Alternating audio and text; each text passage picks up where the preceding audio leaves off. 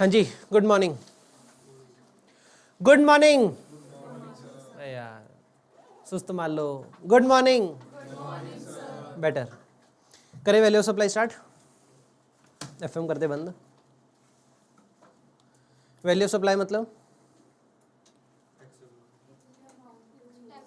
Value supply मतलब जल्दी से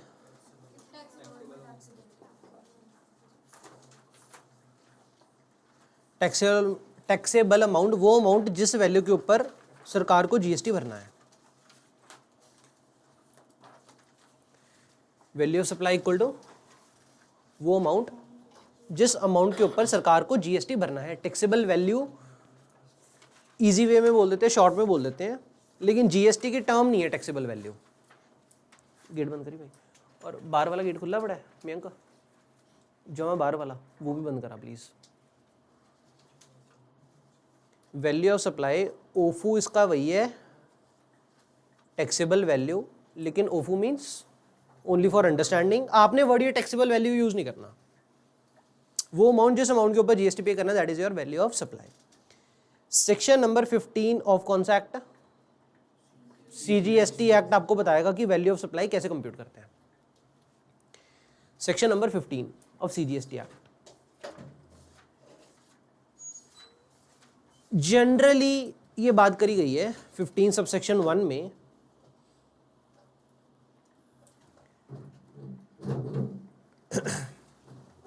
जनरल तो ये है कि जितने कस्टमर से पैसे चार्ज कर लिए that is your value of supply. General law क्या है? जितने पैसे कस्टमर से चार्ज कर लिए that is your value of supply. Fine. क्या कस्टमर से कभी कभी कैश के अलावा काइंड में भी चार्ज कर सकते हैं? क्या कभी कभी कस्टमर से कैश के अलावा काइंड में भी चार्ज कर सकते हैं? Barter system, exchange system. तो उस केस में कैसे निकालेंगे कि कितने चार्ज किए? वेरी गुड मॉर्निंग यार।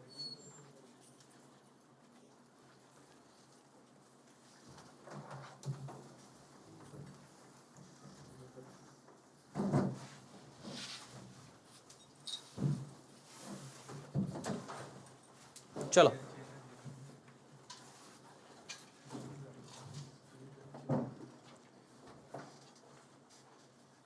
हाँ जी, viewer on to value of supply. Value of supply general law ये है कि जितने पैसे कस्टमर से चार्ज कर लिए that is your value of supply. Fine. इसमें दिक्कत क्या है कि अगर कभी कभी कस्टमर से कैश में ना चार्ज करके अगर काइंड में चार्ज किया या partly in cash partly in kind किया, तो काइंड की वैल्यू कैसे निकालोगे?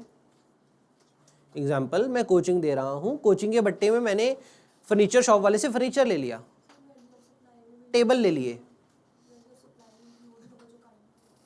काइंड वाला है उसकी, देखो हम कोचिंग दे रहे हैं, जनरली हम फीस चार्ज कर रहे हैं लेट्स से 56,000, ठीक हो गया? फीस चार्ज कर रहे हैं 56,000।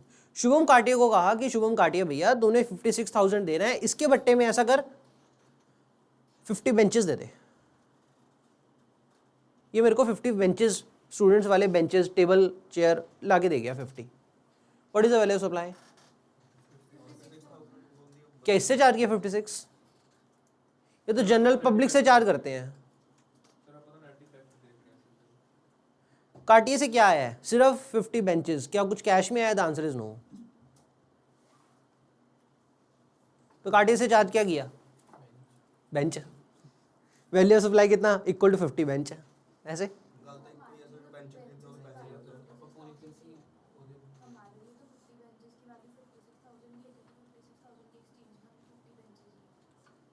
तो कुल मिलाकर के सीधा सीधा तो है नहीं फिगर। अगर सामने से काइंड में आ रहा है या फिर कैश प्लस काइंड में आ रहा है, सीधा सीधा तो है नहीं फिगर। तो ऐसे टेढ़ी केसेस के लिए सीए फाइनल में पढ़ेंगे। ऐसे टेढ़ी केसेस के लिए सीए फाइनल में पढ़ेंगे। कौन से केसेस टेढ़े केसेस? जहां पे consideration purely in the form of money नहीं है, solely exclusively in the form of money नहीं है, वहां पे रूल्स लगेंगे। रूल नंबर 28, 29, 30, 31, 32, ये सभी रूल्स पढ़ेंगे बस ये फाइनल में। हाँ, उसमें ऐसा कुछ ही देखेंगे जो आप प्रांजल बात कर रहे हो कि सर फेयर मार्केट वैल्यू ले लो एक्सेट्रा, ऐसा कुछ, वो सब चीज़ें बात करी गई है, सीए फाइनल में करेंगे। तो 15 सेक्शन सबसेक्शन 1 पहले तो ये बताएगा कि सेक्शन 15 लगाना कब है। तो सेक्शन 15 लगाना तब है जब consideration is solely in the form of money. Consideration is solely in form of money. Pure cash मतलब काइंड में नहीं है, थोड़ा सा भी नहीं, पूरा तो कतई नहीं। पहली कंडीशन, वैल्यू ऑफ सप्लाई या तो सेक्शन 15 में निकलेगी या रूल्स के तहत निकलेगी। रूल्स वाले केसेस ये फाइनल में इंटर में नहीं है। आपको बस ये ध्यान होना चाहिए कि कब रूल्स लगते हैं, जब या तो कंसिडरेशन प्योर कैश में चार्ज नहीं कर रहे, तब कुछ काइंड में आ रही है, पार्टली इन काइंड आ रही है, तो रूल्स लगेंगे, क्योंकि सीधी सीधी वैल्यू हमें नहीं पता कि कितना कस्टमर से चार्ज कर रहे हैं। पहला पॉइंट क्लियर हुआ। दूसरा, आशु मेरा छोटा भाई, रिलेटिव से अगर पैसा चार्ज कर भी लिया, क्या वो फेयर होएगा या अनफेयर हो सकता है? अनफेयर मतलब कम हो सकता है, अनफेयर हो सकता है। तो रिलेटिव से अगर प्योर कैश में भी आ गया ना, तो भी वो फिगर रिलायबल नहीं है। रिलेटिव से अगर फिगर कैश में आ भी गई ना, तो भी वो फिगर रिलायबल नहीं है। तो सरकार कहती वैसे वैल्यू ऑफ सप्लाई मतलब जो कस्टमर से चार्ज कर लिया, जो कस्टमर से चार्ज कर लिया उसको बोलते हैं, देखो जनरल लॉ ये है, generally value of supply is equal to जो कस्टमर से चार्ज कर लिया उसको बोलते हैं ट्रांजैक्शन वैल्यू। ये ट्रांजैक्शन वैल्यू वर्ड किसने दिया है? जीएसटी लॉ ने दिया है। जो कस्टमर से चार्ज कर लिया उसको जीएसटी लॉ ने वर्ड दिया है ट्रांजैक्शन वैल्यू। जनरल लॉ आपका यही है कि value of supply equal to transaction value. However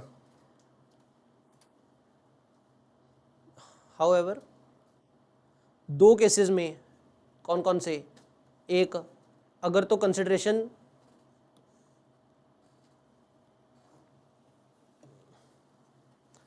however if, पहला case consideration partly in kind,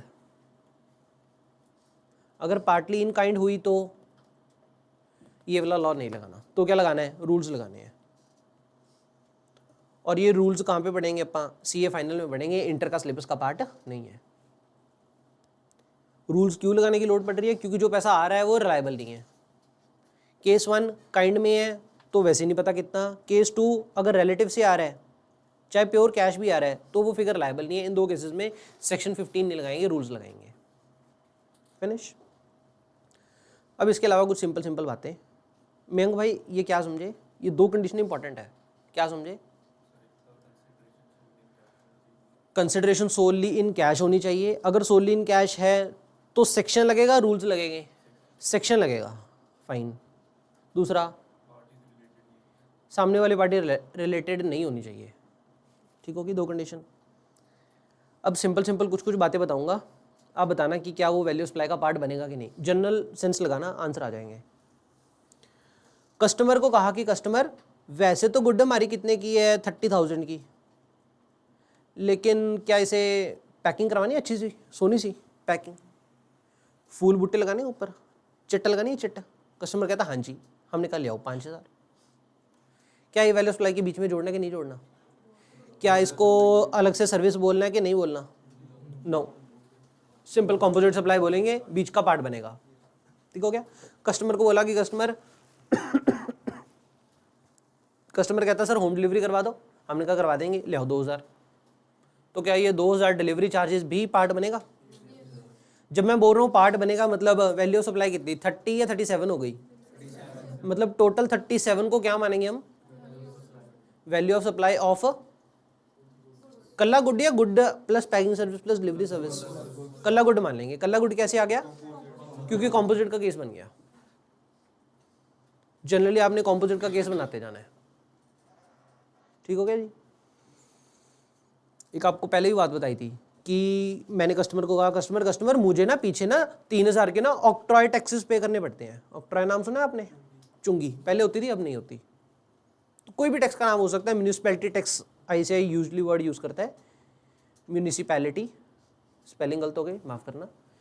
municipality taxes ICAI word use करता है। तो सेलर अगर ये बोल रहा है कि कस्टमर मुझे ना पीछे म्यूनिसिपैलिटी टैक्सेस पे करने पड़ते हैं, दे दो थोड़ा सा 3000, तो हमने कस्टमर से चार्ज कर लिया 3000 फॉर द म्यूनिसिपैलिटी टैक्सेस। क्या ये भी जोड़ना है? हाँ। कुल मिलाकर के इन शॉर्ट जो कस्टमर से पैसे ले लिए सब बीच में जोड़ दो। बात समझ में आ गई? ध्यान सुनना एक बात। Do you know about TCS? Very good. Tax collected at source. ये मैं आउट ऑफ द टॉपिक पहले तो TCS समझाऊंगा, फिर अपन वैल्यू ऑफ सप्लाई पे वापस आएंगे। होता क्या है TCS? आज वो बारी आई गई है दिन जब आपको TDS और TCS का डिफरेंस बताने पड़ेगा। देखो बचपन में अपन ने TDS का एक केस पढ़ा था, फाउंडेशन में एक केस पढ़ा था TDS का। ध्यान से देखो क्या पढ़ा था, कौन सा? और डिबेंचर के ऊपर, ब्याज के ऊपर TDS। ध्यान आ गया? तो उस केस में क्या होता था, कंपनी क्या करती थी, डिबेंचर होल्डर को क्या पे कर रही थी? इंटरेस्ट। और अगर वो इंटरेस्ट पे करना था ₹80,000 का, तो उसमें से क्या करते थे हम? 10% का TDS डिडक्ट करते, 8,000 डिडक्ट करते, तो बैंक से कितना जाता? बैंक अकाउंट क्रेडिट कितना होता हमारा? कंपनी का बैंक अकाउंट कितना क्रेडिट होता? 72। फाइन। और हम क्या करते होते थे, एक और एंट्री डालते थे ना, TDS payable account debit to bank. Government को क्या करते हैं हम? 8,000 पे कर देते। बस समझ में आई? This was a case of TDS। TDS में होता क्या है, इनकम किसकी थी? डिवेंचर होल्डर की। इसकी क्या थी? इनकम। डिवेंचर होल्डर की इनकम थी, कंपनी का क्या था? अगर उसकी इनकम थी तो ये कंपनी का क्या था? एक्सपेंस। कंपनी हैड टू पे, तो पे करते टाइम अगर कुछ काट के पे किया उसको बोलते हैं TDS। क्या? पे करते टाइम अगर कुछ काट के पे किया उसको बोलते हैं TDS। और जब मैं पे कर रहा हूं सामने वाले की होगी इनकम, तो किसी की इनकम के ऊपर कटता है TDS। दो तरीके से बोल सकते हैं, किसी की इनकम के ऊपर कटता है TDS, या फिर जब मैं पे करता हूं तब मैं काटता हूं TDS। This is the concept of TDS। ठीक। एक और बात, ये जो मैं TDS TCS समझा रहा हूं, इनकम टैक्स वाला TCS समझा रहा हूं, GST वाला? इनकम टैक्स वाला। GST वाला TDS TCS थोड़ा अलग है पंजाबी में काट के ही पे करना, लेकिन किसका काटना है वो देखेंगे, कौन काटेगा वो देखेंगे। TDS TCS ऐसे क्या यार, हम किस की बात कर रहे हैं? इनकम टैक्स एक्ट की बात कर रहे हैं, GST की बात नहीं कर रहे हैं। Point number 1, income tax act की बात कर रहा हूं। इनकम टैक्स एक्ट में TDS का कॉन्सेप्ट क्या है? इनकम टैक्स लाला जी, ओ लाला जी, इनकम टैक्स एक्ट में TDS का कॉन्सेप्ट क्या बोलता है? बता भाई। ये मैं जनरल कॉन्सेप्ट बता रहा हूं, मैं आपको सेक्शन की सीरीज नहीं पढ़ा रहा।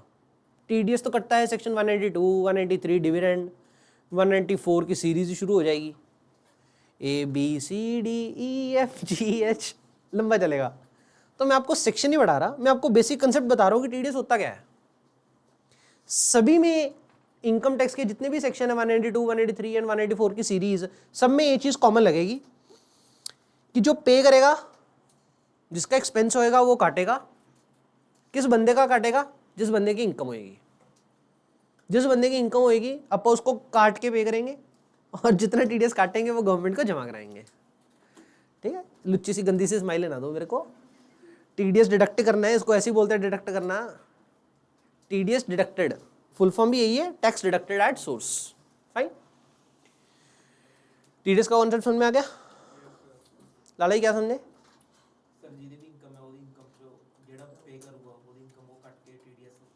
ऑब्जेक्टिव क्या है इसका? मतलब देखो, अगर डिबेंचर होल्डर है, डिबेंचर होल्डर अपनी इनकम, इसकी इनकम है, इसको इनकम टैक्स भरना पड़ेगा। ये अपनी इनकम को छुपाने के लिए कुछ ट्राई कर सकता था, एफर्ट डाल सकता था कि इनकम को छुपा लूं, लेकिन जो पे कर रहा है उसको क्या दिक्कत है TDS काटने में? वो तो खुलेआम काटेगा और सरकार को दिखाएगा कि हाँ भाई मैंने तो पे किया, मैंने तो पे किया। जिसकी इनकम है वो छुपाने की कोशिश करेगा, लेकिन जिसका खर्चा है वो छुपाने की कोशिश नहीं करता, वो तो खुल के बताता है। तो जो इसका खर्चा है सरकार ने उसके ऊपर ऑब्लिगेशन डाल दी, तू हमें रिपोर्ट कर। इसका ऑब्जेक्टिव टीडीएस का क्या है? रिपोर्टिंग ही है। इस डिबेंचर होल्डर की इनकम की रिपोर्टिंग हो गई।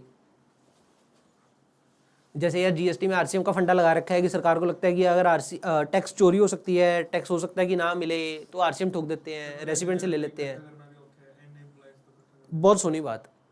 कैसे छोटे छोटे डिबेंचर होल्डर, छोटे छोटे बंदे होंगे, हो सकता है इनकम टैक्स ना भरें, तो अगर कंपनी काट देगी तो बेसिकली उनका सरकार को पता लग गया कि इन्होंने इनकम अर्न करी है। अब हो सकता है कि वो बाला छोटा बंदा हुआ, रिटर्न ही ना भरे, तो सरकार के पास रह गया टैक्स, टीडीएस, सरकार का बेनिफिट। और अगर हाँ वो रिटर्न भरेगा, उसकी इनकम नहीं बन रही, उसको रिफंड मिल जाएगा, वो कोई बात नहीं है। ऑब्जेक्टिव ये सरकार की निगाह में आ गया, टीडीएस खत्म हो गया। अब ध्यान सुनना, टीसीएस क्या सीन है। TCS is tax collection, income tax का, जीएसटी का नहीं। इनकम टैक्स का TCS is tax collection at source, मतलब मौके पे एक पेमेंट ले रहे थे, साथ में एक और पेमेंट ले ली। ये क्या हो गया? एग्जाम्पल के लिए ये सारी बात करी है 206C में। 206C के सबसेक्शंस आगे, जिनमें से मैं आपको एक एग्जांपल बताता हूं। 1F, 206C 1F किसके ऊपर लगता है आशु? F से याद रखना, F से फरारी, फरारी मतलब कार, ठीक है। तो अगर आपकी कार 10 लाख से ज्यादा की है तो उसके ऊपर लगता है टीसीएस। 206C इनकम टैक्स का 1F बोलता है। कौन सा? 206C 1F। क्या आपके सिलेबस में है सारा कुछ? The answer is yes, everything is part of your income tax syllabus. तो ये 206C 1F होता क्या है? मतलब ये तो स्पेसिफिक है। टीसीएस का कंसेप्ट क्या होता है? जब मेजर पेमेंट ले रहे हैं, साथ में थोड़ी सी और कलेक्ट कर लो। मतलब अगर किया की गाड़ी परचेज करने गए, ठीक, लाला जी और परचेज करने गए हैं, लड़ाई कौन सी लेनी है किया की? कार्निवल 80 लाख की, सेल्टोस, चलो यार 15 लाख की सेल्टोस लेने गए, ये 10 लाख से एक्सीड कर गई। अब किया वालों को इन्होंने कितने पे करने थे? ₹15 लाख। 15 लाख तो देनी है, प्लस 1% और देना है, 15,000 और देना है। इस 15,000 को बोलते हैं टीसीएस। अब किया वाले बंदे ने कितना पैसा रिसीव किया?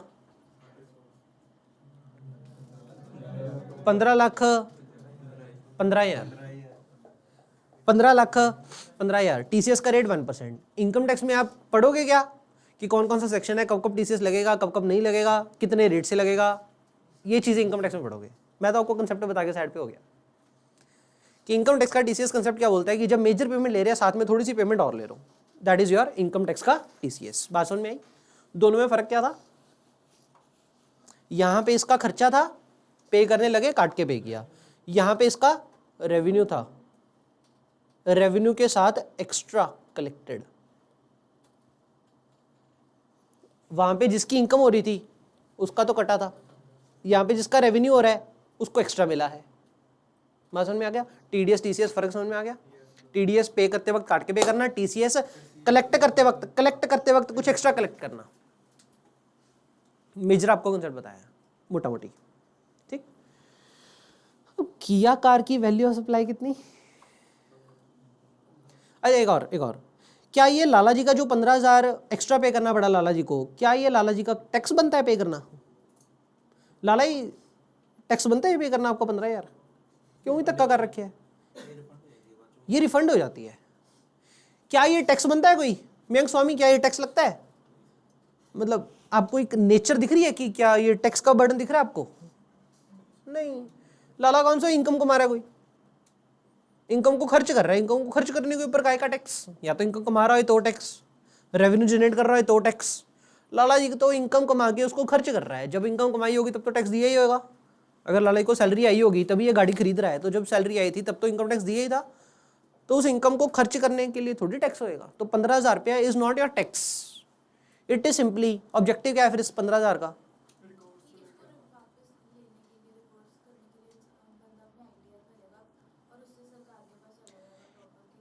अब जब इसका टीसीएस कट गया, ये टीसीएस का रिफंड लेने के लिए आईटीआर भरेगा, वहां पे इसको पता लग जाएगा, अच्छा सरकार को पता है कि मैंने 15 लाख की गाड़ी खरीदी है, तो फिर सरकार डाउट करेगी मेरे पास पैसा आया कहाँ से। अगर ये अपनी इनकम टैक्स रिटर्न नहीं भरता था या कम इनकम दिखाता तो ये शर्म फील करेगा, यार रिटर्न तो भरते हैं 3 लाख रुपए की, गाड़ी ले रहे हैं 15 लाख रुपए की, सरकार बेवकूफ़ थोड़ी है, सरकार समझती है। तो ये अपनी इनकम टैक्स रिटर्न शर्मो शर्मी ज़्यादा भरेगा। इसको डर लगेगा कि यार सरकार को पता है कि मैंने कार खरीदी है, तो सरकार कोई पंगा ना खड़ा कर दे, कोई नोटिस ना इशू कर दे, तो ये शर्मो शर्मी अपनी रिटर्न ज़्यादा भरेगा। बस यही ऑब्जेक्टिव है सरकार का। चीज़ों को लाइमलाइट में लेके आना is the objective of TDS TCS, whether in income tax whether in GST। दोनों जगह TDS TCS का ऑब्जेक्टिव एक ही है, चीज़ों को लाइमलाइट में लेके आना, सरकार की निगाह में लेके आना। बस बात समझ में आ गई? क्या ये 15,000 इन नेचर ऑफ टैक्स है? The answer is no. क्या ये किया वाले को फिर से सरकार को 15,000 तो देना ही पड़ेगा? 15 लाख अपने पास रखेगा, 15,000 सरकार को देगा। अब क्या ये 15,000 वैल्यू ऑफ सप्लाई का पार्ट बनाए? क्या ये 15,000 वैल्यू ऑफ सप्लाई का पार्ट बनाए? GST कितने के ऊपर लगाएं, 15 लाख या 15 लाख 15,000? अब आ जाओ वापस। हमने एक केस किया था कि कस्टमर से म्यूनिसिपैलिटी टैक्सेस ले रहे थे 3,000, तो क्या आपने वैल्यू ऑफ सप्लाई में जोड़े थे? हाँ। कस्टमर से आपने ले लिया TCS, कौन से वाला? इनकम टैक्स वाला। कितना ले लिया? 300 ले लिया। क्या जोड़ेंगे बीच में या नहीं जोड़ेंगे? वेरी गुड, नहीं जोड़ना। बोल भाई, बोल बोल। जोड़ने देने लग गया सी। हाँ जोड़ते होते हैं, वो जनरल लॉ था। ये मैंने इतना मत्था ऐसे थोड़ी मारा है, आपके अंदर से निकलवाने के लिए इतना मत्था मारा है। क्यों नहीं जोड़ना शिवानी?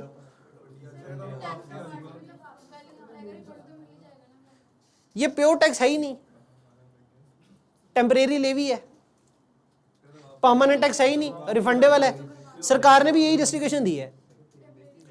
ओए तेरी बेइज्जती नेशनल जा रही है। चलो भाई का नाम तो आया नहीं, बाकी नेशनल जाए सही। देखो द थिंग इज, सियाने बच्चे बनो, नेशनल बेइज्जती होएगी। ये लाला ने बहुत बढ़िया पॉइंट दे दिया आपको चुप कराने के लिए। देखो लॉ ने भी यही जस्टिफिकेशन दी है कि हाँ जी, अगर कस्टमर से कोई भी टैक्स कलेक्ट कर रहे हो तो वैल्यू ऑफ सप्लाई का पार्ट बनेगा। इंदर फिर से नेशनल बेइज्जती करा रहे हो। सरकार ने भी यही जस्टिफिकेशन दी है कि अगर कस्टमर से कोई भी पैसा चार्ज कर रहे हो वैल्यू ऑफ सप्लाई का पार्ट बनेगा, कोई टैक्स चार्ज कर रहे हो वैल्यू ऑफ सप्लाई का पार्ट बनेगा, लेकिन सिर्फ और सिर्फ इनकम टैक्स का TCS, क्योंकि एक टेम्परेरी लेवी होता है। वर्ड ही ये यूज किया है, टेम्परेरी लेवी। लेवी मतलब LEVY, लेवी मतलब चार्ज, थोपना, लगाना, लागू करना। It is a temporary levy, temporary लगाया गया है, परमानेंट टैक्स नहीं है, देयरफॉर वैल्यू ऑफ सप्लाई का पार्ट नहीं बनेगा। हाँ जी विकांश, वैल्यू ऑफ सप्लाई का पार्ट नहीं बनेगा, बस ये लॉ है। बात समझ में आ गई? चलो अब ये डिलीवरी के ऊपर थोड़ी सी टिप्पणी करें। डिलीवरी, क्या आपने ये सुना है FOR basis, ex factory basis, कुछ सुना है वर्ड? फैक्ट्रियों वाले बोल रहे हैं FOR। हाँ भाई, क्या होता है FOR?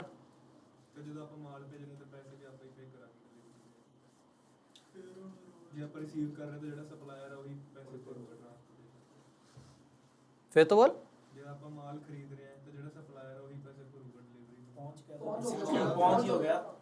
फिर तो बोल। जब माल खरीद रहे तो हम बायर हैं, तो लाला जी इसको पहुंच बोलेंगे नहीं बोलेंगे? ये यार सुन तो लो, ये क्या बोल रहा है? जब बायर खरीदेगा तो सप्लायर पे करेगा, पहुंच होगी, ठीक हो गया। इसको FOR बोलते हैं। यस, कॉन्फिडेंस चेक कर रहा था, ठीक है। FOR इज पहुंच। पहुंच पता नहीं यार हिंदी में, इंग्लिश में कैसे लिखेंगे पहुंच। FOR इज पहुंच। फिर एक्स फैक्ट्री,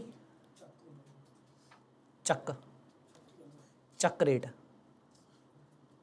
चलो ये तो हो गया देसी। प्रमीत क्या समझे यार? मतलब क्या हम वेरी करते हैं ऐसे कि अगर बायर को बोलेंगे बायर तो फर्नीचर खरीदने आया है, हमारी दुकान से ले जाएगा तो 30,000, और अगर कहेगा डिलीवरी करवानी है तो 32,000। कैसे फर्क होता है, रेट का वेरी करता है। दुकान से ले जाएगा 30,000 और अगर तेरे घर पे छोड़ के आना है तो 32,000। 30,000 को क्या बोलोगे, एक्स फैक्ट्री FOR? बस वैसे ये 2 वर्ड्स आपके लिए, वैसे गेस वर्क कर लो, आपको पता लग जाएगा। 30,000 कौन सा लगता है, एक्स फैक्ट्री, और 32,000 क्या लगता है, FOR।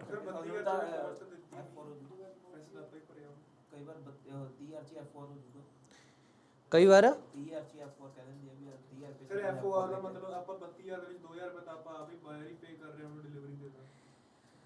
देखो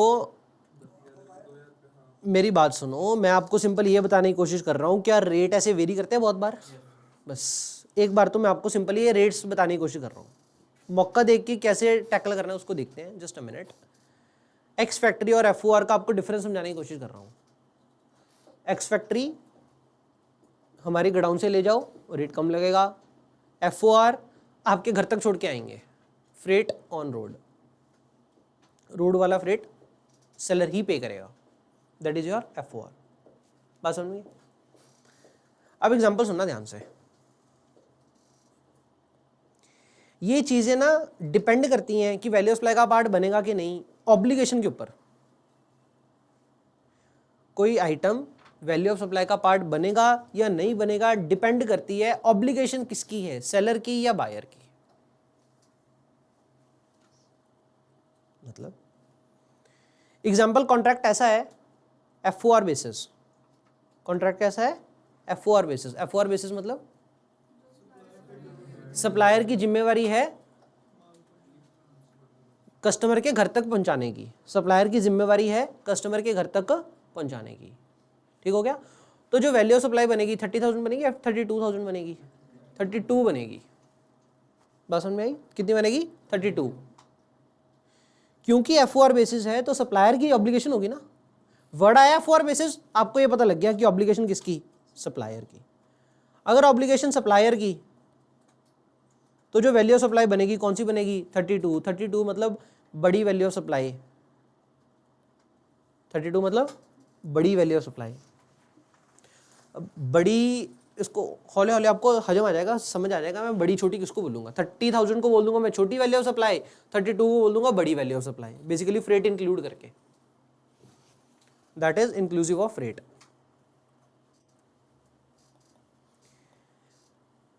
ठीक,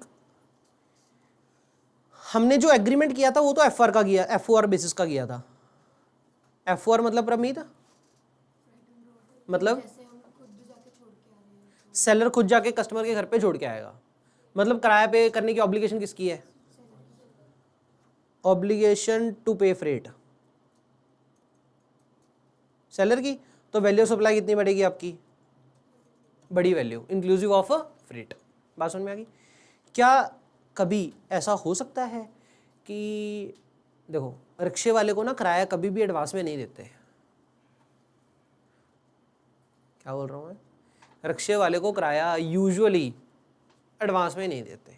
डजंट मैटर किराया पे की नहीं करना है, डजंट मैटर किराया पे करने की ऑब्लिगेशन सप्लायर की है बायर की, लेकिन रिक्शे वाले को रिक्शे वाले को किराया कभी भी एडवांस में नहीं दिया जाता, या बेसिकली ट्रांसपोर्टर को किराया एडवांस में नहीं दिया जाता। देते हैं तो अगर 20,000 टोटल देना तो 1,000-2,000 दे दिया, क्या कहना, पूरा तो नहीं देते। तो वही बात हुई, कस्टमर से कितने चार्ज करने थे हमने? 32। हमने कहा कस्टमर को कि कस्टमर ऐसा कर, 7,000 का किराया एक बार किसको दे दे? To the truck driver. Customer ने एक बार 7,000 किसको दे दिया? ट्रक ड्राइवर करो। तो हमें कस्टमर कितना देगा? बकाई अमाउंट, छोटी अमाउंट कितनी? 25,000। तो हमें कस्टमर ने कितना दिया? 25,000। अब बताओ वैल्यू ऑफ सप्लाई कितनी? 25,000 के प्लस बीच में 7,000 जोड़ के 32,000। कस्टमर ने कितना दिया? 25। लेकिन केस कौन सा है? FOR का। FOR में होता क्या है? ऑब्लिगेशन किसकी होती है? FOR में घर पे पहुंचाने की ऑब्लिगेशन किसकी होती है? सप्लायर की। अगर घर पे पहुंचाने की ऑब्लिगेशन सप्लायर की होती है तो प्राइस क्या होता है? बड़े वाला, इंक्लूसिव ऑफ फ्रेट। हाँ, इंक्लूसिव ऑफ फ्रेट मतलब फ्रेट वैल्यू ऑफ सप्लाई का पार्ट बनता है। बात समझ में आ गई? लेकिन FOR के रहते भी ऐसा हो गया कि एक बार पैसे किसने पे कर दिए, बायर ने पे कर दिए, किसको, ट्रक ड्राइवर को। हाँ पॉसिबल। F4 के चलते चलते ये बातें अब हजम नहीं आ रही, इंदर को भी ये लग रहा होगा ये चली की अंदर है ना इंदर, हजम, कि F4 में भी ऐसा होता है कि बायर कभी कभी पे कर रहा होता है। बस ये बात कर रहा हूं मैं, क्योंकि यूजुअली बच्चे के दिमाग में पता क्या आता है कि सर एक्स फैक्ट्री बायर पे करूं, F4 सप्लायर पे करूं। सही है, वो गलत नहीं है, लेकिन वो बर्डन की गल हो रही है। एक्स फैक्ट्री मतलब बर्डन किसका, बायर का। F4 मतलब फ्रेट का बर्डन किसका, सप्लायर का। वो बर्डन की गल है, बर्डन अलग चीज है। बियर, बियर कौन करेगा, बॉन्ड कौन करेगा, खर्चा वो अलग चीज है। पे कौन करेगा, मौके की बात है। दो बातें अलग अलग चल रही है, पैरेलल चल रही है, इकट्ठी इकट्ठी। जब मैं बोलता हूं एक्स फैक्ट्री और F4 मैं बोल रहा हूं कि खर्चा बियर कौन करेगा। जब मैं बोलता हूं मतलब पे इसने कर दिया, वो मौके की बात है। F4 में भी दोनों में से कोई पे कर सकता है, एक्स फैक्ट्री में भी दोनों में से कोई पे कर सकता है। बात समझ में आई। लेकिन वैल्यू ऑफ सप्लाई कितनी बनेगी डिपेंड करेगा ऑब्लिगेशन किसकी। अगर एक्स फैक्ट्री है तो छोटी वैल्यू ऑफ सप्लाई आंसर बनेगा, और अगर F4 है तो बड़ी वैल्यू ऑफ सप्लाई आंसर बनेगा। कहानी खत्म।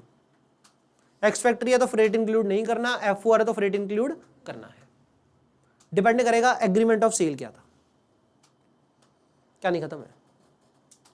आपने चेक क्या करना है, ऑब्लिगेशन। ऑब्लिगेशन कैसे चेक करोगे, ये टर्म्स से, एक्स फैक्ट्री या फिर F4 बेसर, ये टर्म्स आपको बताएंगी कि ऑब्लिगेशन किसकी। हाँ पेपर में अगर ये टर्म्स मिसिंग है तो वैसी क्वेश्चन लाइन पढ़ के हिंट ले लेना कि ऑब्लिगेशन किसकी थी। अगर ऑब्लिगेशन किसकी है, सप्लायर की, तो वैल्यू सप्लाई का पार्ट बनेगा। और अगर ऑब्लिगेशन सप्लायर की है नहीं तो फिर सप्लायर तो इन्वॉल्व ही नहीं है ना, तो सप्लायर की तो वैल्यू सप्लाई छोटी बनेगी। सप्लायर को तो पता ही नहीं कराया क्या है क्या नहीं, बायर की जिम्मेवारी है। तो फिर सप्लायर से कैसे करेंगे कि किराए के ऊपर भी GST दे दो। बात समझ में आ रही है। आपने ऑब्लिगेशन चेक करनी होती है यहाँ पे।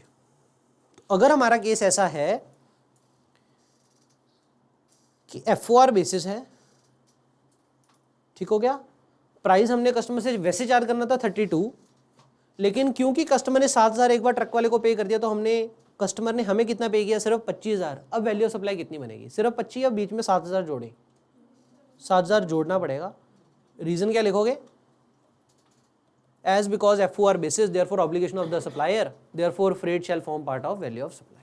तो टोटल वैल्यू ऑफ सप्लाई कितना बन गया, यस, फ्रेट के उत्ते भी GST जाऊगा। टोटल 32,000 के ऊपर आउटपुट टैक्स बनेगा।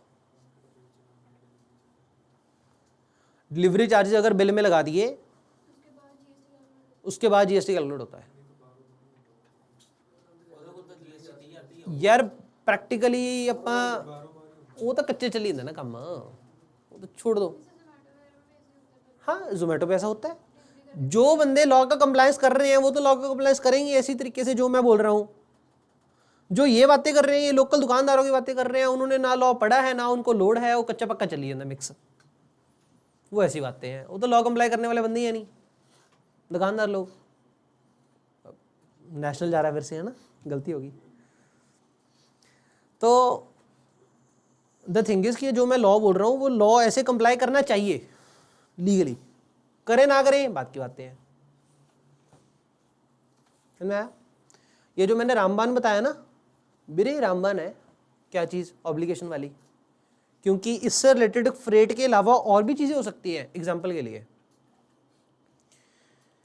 लेट्स से टेस्टिंग हो रही है, टेस्टिंग, टेस्टिंग मतलब अपा ने उससे मशीन खरीदनी थी ना प्रथम से। प्रथम कल मेरे को मशीन सेल कर रहा था, तो प्रथम ने जब मशीन सेल करनी है तो होता है ना कि मैं ये इंश्योर करवाऊंगा कि मशीन सही से चल रही है कि नहीं, थर्ड पार्टी से टेस्टिंग करवाऊंगा। अब अगर मैंने, हमारा प्रथम और मेरा कॉन्ट्रैक्ट ऐसा था कि मैंने कॉन्ट्रैक्ट में लिख रखा था, प्रथम जब तू मेरे को मशीन सप्लाई करेगा मशीन के साथ एक सर्टिफिकेट आना चाहिए from the third party testing agency. क्या कॉन्ट्रैक्ट था कि ओरिजिनल मशीन के साथ क्या आना चाहिए, थर्ड पार्टी का टेस्टिंग सर्टिफिकेट आना चाहिए कि हाँ जी भाई मशीन ओके है। अगर ये वाला कॉन्ट्रैक्ट है तो टेस्टिंग के जो चार्जेस हैं वैल्यू सप्लाई का पार्ट बनेगा कि नहीं, बनेगा। और अगर हमारा कोई कॉन्ट्रैक्ट नहीं था, मैंने इंडिपेंडेंटली बाहर से किसी से टेस्टिंग करवा ली, फिर वो बायर बियर कर रहा है ना, ठीक हो गया ना, तो फिर वैल्यू सप्लाई का पार्ट नहीं बनेगा। अब इसमें उल्टा पुल्टी हो सकती है कभी कभी, मतलब थर्ड पार्टी से टेस्टिंग करवाने की ऑब्लिगेशन किसकी थी, प्रथम की। प्रथम को बोला होता टेस्टिंग का सर्टिफिकेट आना चाहिए मशीन के साथ, लेकिन मैंने क्या किया कि मशीन एक बार मेरे पास आ गई, मेरे प्रीमाइसिस पे चेक करवा लिया थर्ड पार्टी से, थर्ड पार्टी अपॉइंटेड प्रथम की थी, क्योंकि मेरे प्रीमाइसिस पे चेक करवा लिया तो एक बार थर्ड पार्टी को पे मैंने कर दिया, फिर से मैंने थर्ड पार्टी को पे कर दिया 7,000 और बाकी का 25,000 प्रथम को पे कर दिया। अब वैल्यू ऑफ सप्लाई कितनी, 25,000 में 7,000 जोड़ेंगे। क्यों 7,000 जोड़ेंगे, हम कहेंगे ऑब्लिगेशन किसकी थी, सप्लायर की। अगर कोई भी खर्चा, doesn't matter what, doesn't matter खर्चे का नाम क्या, सिंपल सी बात, अगर कोई भी खर्चा ऑब्लिगेशन किसकी है, सप्लायर की, वैल्यू ऑफ सप्लाई का पार्ट बनेगा।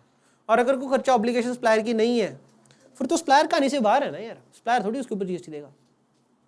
सप्लायर की अगर ऑब्लिगेशन ही है नहीं, फिर सप्लायर कहानी से बाहर है। बात समझ में आई? बस ये ऑब्लिगेशन का चक्कर है। फिनिश।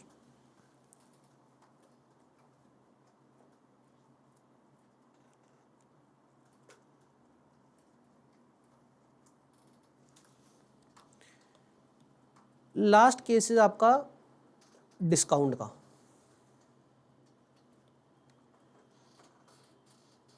डिस्काउंट से पहले सब्सिडी का केस कर लें। सब्सिडी हमने स्टार्टिंग में किया था कुछ कंसिडरेशन की डेफिनेशन के साथ साथ, सब्सिडी के बारे में कंसिडरेशन की डेफिनेशन के साथ साथ कुछ किया था, याद आ रहा है? हेलो हेलो, कंसिडरेशन की डेफिनेशन में लिखा हुआ था अगर गवर्नमेंट की तरफ से आ रही है, गवर्नमेंट मतलब सीजी या फिर एसजी बस। क्या लोकल अथॉरिटी इसमें पार्ट था, यूनियन टेरिटरी पार्ट था? The answer is no. जब आरसीएम टॉपिक किया था वहां पे लोकल अथॉरिटी यूटी भी थे, लेकिन जब कंसिडरेशन की डेफिनेशन में किया था वहां पे सिर्फ सीजीएसडी था। बहुत क्रिटिकल पॉइंट है ध्यान रखने वाला। अगर सीजी या एसजी से पैसा आ रहा है सब्सिडी तो फिर वो कंसिडरेशन नहीं होती, और अगर कंसिडरेशन नहीं होती फिर वैल्यू ऑफ सप्लाई का पार्ट नहीं बनती। और अगर थर्ड पार्टी से आ रहा था तो फिर हमने क्या कहा था, फिर वो form part of value of supply. ठीक हो गया? ये थी आपकी लॉजिक, सिंपल लॉजिक। ठीक, अब आते हैं कि प्रैक्टिकल दिक्कत छोटी सी, उसके बिहाफ पे बन गया law.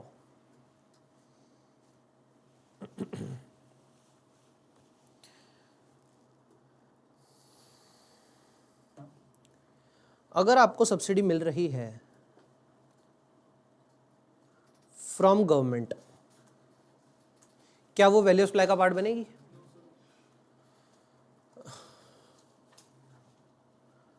Not a part of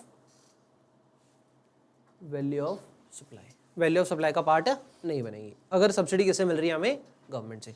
मैं बोल रहा हूँ सब्सिडी मिल रही है हमें, मतलब किसको मिल रही है? Who is receiving the subsidy?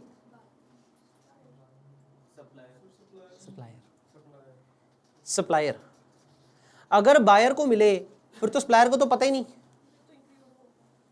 फिर तो बेसिकली टोटल जो बड़ी हुई वैल्यू होगी, बड़ी वैल्यू उसके ऊपर जीएसटी जाएगा। अगर बायर को सीधा मिलेगा, हम जितने भी डिस्कशन कर रहे हैं वो सारी डिस्कशन ऐसे कर रहे हैं कि सब्सिडी मिल रही है सप्लायर को, सब्सिडी रिसीव्ड बाय सप्लायर।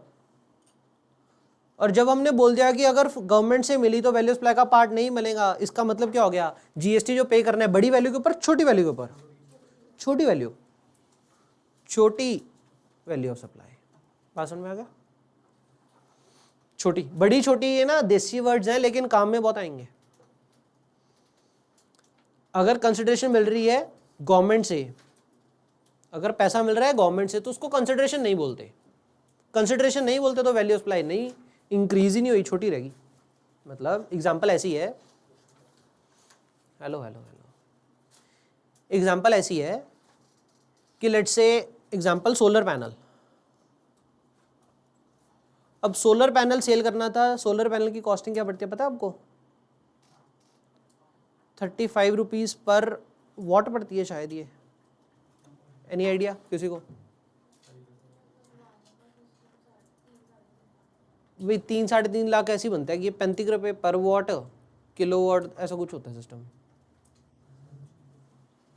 कितना?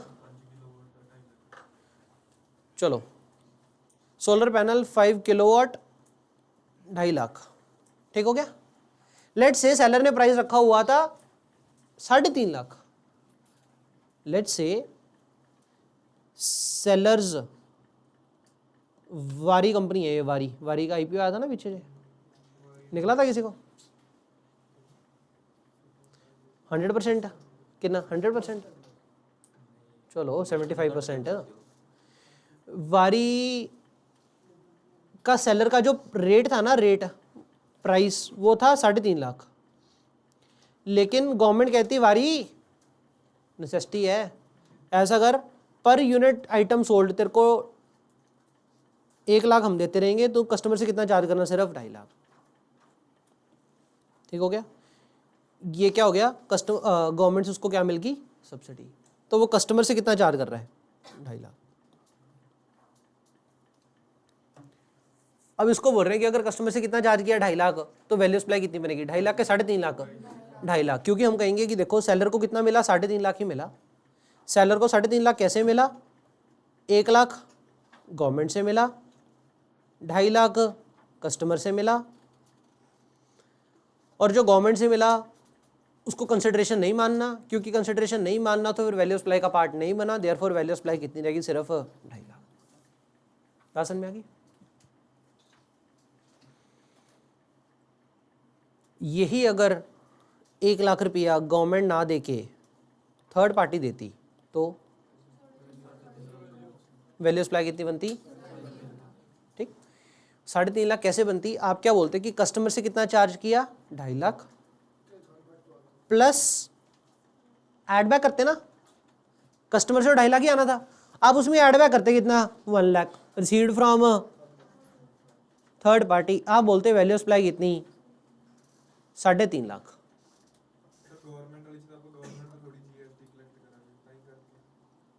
चलो ऑब्जेक्टिव ठीक है, आप मतलब ये लॉजिक हो गया आपका, फाइन, वो हमें लॉजिक किया हुआ है, पहले भी किया था कंसिडरेशन में, तो छोड़ो उसे, आगे चलते हैं, क्योंकि मैंने अभी गवर्नमेंट नहीं समझाना, मैंने आगे का समझाना है, थर्ड पार्टी वाला। थर्ड पार्टी वाला ये समझ में आ गया कि थर्ड पार्टी से अगर मिल रहा है, हमें प्राइमा फेसी कस्टमर से कितना चार्ज किया, 2.5 लाख, हम जनरल लॉ क्या बोला था हमने कि वैल्यू सप्लाई इक्वल टू जितना कस्टमर से चार्ज कर लिया। उसके बाद हम पढ़ रहे हैं 15 सबसेक्शन 2, 15 सबसेक्शन 2 में हम वो चीजें कर रहे हैं जो सरकार ने स्पेसिफिकली बताई हुई है, ये चीजें तो वैल्यू सप्लाई का पार्ट बना लेना मेरे, ठीक हो गया। तो वहां पे पढ़ रहे हैं एक सब्सिडी का पॉइंट कि सब्सिडी अगर सेलर को मिली है तो इसका मतलब कस्टमर से सेलर को कम आया होगा, अगर सेलर को सब्सिडी मिली है तो इसका मतलब कस्टमर से कम आया होगा, कस्टमर से अगर कम आया है तो सब्सिडी ऐड बैक करनी है कि नहीं, वो पढ़ रहे हैं। अगर सब्सिडी मिली है फ्रॉम गवर्नमेंट तो ऐड बैक नहीं करनी है, अगर सब्सिडी मिली है फ्रॉम थर्ड पार्टी तो ऐड बैक करनी चाहिए। इस केस में हो रही थी तो कर दी। केस 2, वारी कंपनी को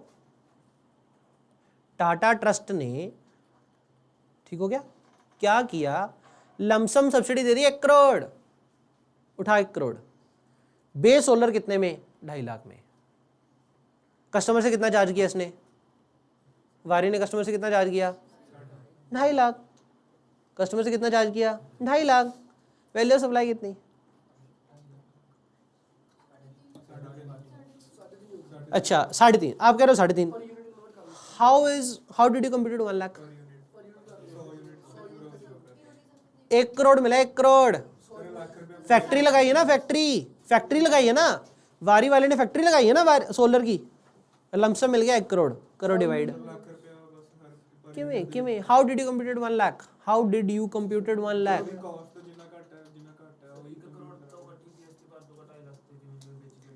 द थिंग इज कि आपको एक दिक्कत दिख रही है कि अगर लमसम सप्लायर को 1 करोड़ मिल रहा है तो उसमें पर सोलर कितना पता ही नहीं यार, डिवाइड करके तो कुछ मर्जी, किसी मर्जी से डिवाइड कर लो। देखो अगर आप एक्सेप्ट करने की कोशिश करोगे तो आपको लॉ का लॉजिक दिख जाएगा, अदरवाइज जितते रहना, रट्टा मारते रहना। Try to find out the कि लॉ ऐसा क्यों बना है, एक्सेप्टेबिलिटी रख के अगर देखने की कोशिश करोगे आपको दिखेगा। डायरेक्ट एक्सपेंसेस और इनडायरेक्ट एक्सपेंसेस में ये फर्क था ना कि इनडायरेक्ट एक्सपेंसेस में divide by number of units करने पड़ते थे, सीधा सीधा नहीं दिखता था। बस ये केस वही है कि क्या आपको 1 करोड़ सीधा सीधा दिख रहा है कि पर सोलर सिस्टम कितना, नहीं। तो अगर ऐड बैक करना है तो पर कितना पता नहीं, अगर ऐड बैक नहीं पता कितना तो छोड़ो यार, 2.5 लाख के ऊपर ही जीएसटी पे कर दो। समझ में आ गया ये लॉ ऐसा क्यों बना? अब लॉ की वर्डिंग पता क्या है? प्राइस लिंक्ड, 1 करोड़ के ऊपर नो जीएसटी। 1 करोड़ ਤੇ जीएसटी 18 ਲੱਖ ਭਰਨਾ ਪੈ ਗਿਆ, ਉਹ ਤਾਂ ਲੁੱਟ ਜੂ। ਉਹਨੇ कहना रहन दो ਵੀਰੇ, ਲੈ जाओ वापस। चलो द थिंग इज कि किसको बोलेंगे कि subsidies price linked? Case number 1 को, केस नंबर 2 को। Subsidies price linked, price linked, here it is price linked and here it is not price linked। अगर सब्सिडी प्राइस लिंक्ड है तो वैल्यू सप्लाई कितनी बनेगी? छोटी के बड़ी? बड़ी। और अगर सब्सिडी प्राइस लिंक्ड नहीं है तो वैल्यू सप्लाई क्या बनेगी? स्मॉल। लॉ हो गया, ध्यान ऐसे रखना।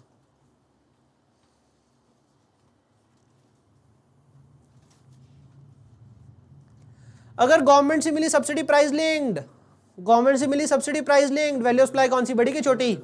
उसमें तो छोटी रहेगी। लेकिन अगर मिली थर्ड पार्टी से तो बड़ी। बड़ी क्यों? क्योंकि थर्ड पार्टी से मिली है, वो तो कंसिडरेशन बनाना था। और अगर प्राइस लिंक्ड है उसका मतलब क्या हो गया? पर यूनिट ऑफ आउटपुट सोल्ड। और अगर subsidy per unit of output sold मिल रही है तो 1 यूनिट के मगर कितनी पता है? ऐड बैक कर दो ना, क्योंकि पता है। ऐड बैक कर दिया तो बड़ी वैल्यू सप्लाई बन गई।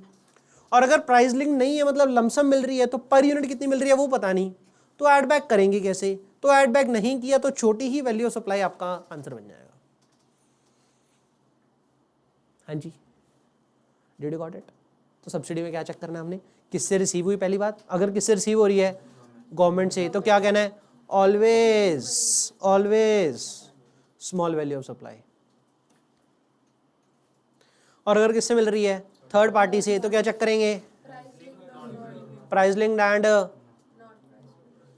प्राइस लिंक्ड मतलब पर यूनिट सीधी सीधी मिल रही है। अगर पर यूनिट पता है तो ऐड बैक हो सकती है, ऐड बैक कर दी तो वैल्यू ऑफ सप्लाई कौन सी बनेगी? Big value of supply. और अगर नॉट प्राइस लिंक्ड है तो पर यूनिट कैलकुलेट नहीं हो सकती, तो फिर क्या करेंगे? छोटी ही वैल्यू ऑफ सप्लाई रहने दो। देखो लॉ ऐसे ड्राफ्टेड है कि ऐड बैक हो सकती थी तो कर दी, ऐड बैक नहीं हो सकती तो नहीं करी। लॉ बन गया ये। अब आपने याद रखना है ये टेबल, ये चार्ट, इस लॉजिक के साथ क्वेश्चन आपको घुमाएगा, फिसलाएगा। अगर आप फिसल गए, आप गए। फिसलना नहीं मेरे, कपला करेगा क्वेश्चन। आपने बस ये याद रखना है, छोटी वैल्यू सप्लाई बनेगी कि बड़ी बनेगी? छोटी बड़ी, छोटी बड़ी, छोटी बड़ी, ऐसे याद रखना है वर्ड। एंड आंसर सही आना चाहिए, नंबर आपको पूरे मिलेंगे। बात समझ में आ गई? एक लास्ट चीज कर लो, फिर सीधा वैल्यू सप्लाई के क्वेश्चन करेंगे और वैल्यू सप्लाई चैप्टर खत्म है। कुछ भी नहीं है, हल्का चैप्टर है, 2 पन्नों का। हिमांशु समझ में आ रहा है भाई?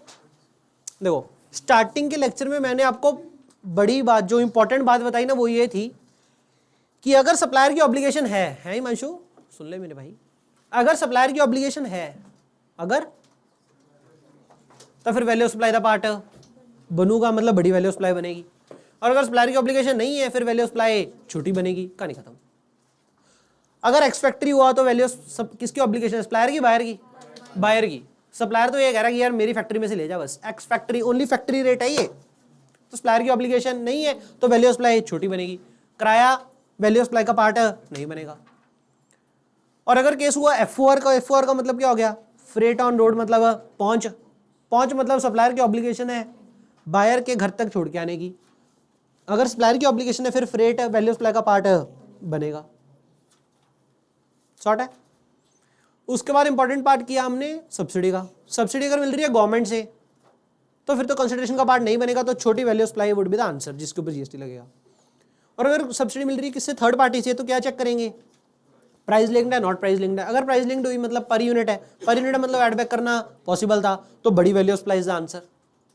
और अगर प्राइस लिंक नहीं है, लमसम आ रही है, तो छोटी value supply is the answer, क्योंकि ऐड बैक करना पॉसिबल नहीं था। Did you got it? Last point discount का। डिस्काउंट जीएसटी किस वैल्यू के ऊपर लगेगा? Before discount, after discount? अच्छा, अब बच्चा कहेगा सर देखो, दो डिस्काउंट होता है, या तो ट्रेड डिस्काउंट होता है या कैश डिस्काउंट होता है। ट्रेड डिस्काउंट है तो रिड्यूस कर दो, रिड्यूस करके जो छोटी वैल्यू सप्लाई बनेगी ना उसके ऊपर जीएसटी दे दो, स्मॉल वैल्यू सप्लाई के ऊपर। और अगर कैश डिस्काउंट है सर ये तो देखो इनवॉइस इशू करने के बाद होता है, तो ये वाला रिड्यूस ना करो, मतलब जो बड़ी वैल्यू सप्लाई होगी ना बिफोर डिस्काउंट, एक मिनट, डोंट रिड्यूस, मतलब बच्चा ऐसा सोचता है, लॉ ऐसा नहीं है। डोंट रिड्यूस मतलब बिफोर डिस्काउंट।